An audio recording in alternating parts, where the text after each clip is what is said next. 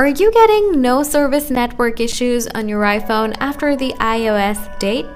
No service issues can come for SIM or your device. But solving these issues is easy. Here, if you want to solve your problem, you must follow these 3 advanced troubleshooting guides. So, let's get started. Solution 1. Switch your current SIM card. Remember, often no service can come if your SIM is damaged. So, changing your SIM card and replace with another can solve your issues.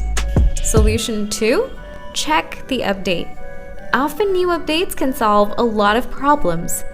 So, open Setting, scroll down, tap General, tap Software Update. If there is a new update, update your iPhone. Solution 3.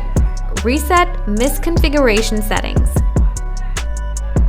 Open Setting, scroll down, tap General, scroll down, tap Transfer and Reset.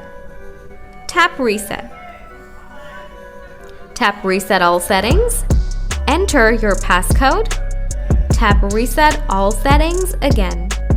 Mostly your problem will be solved. However, if you still have issues, you must contact Apple support for further help.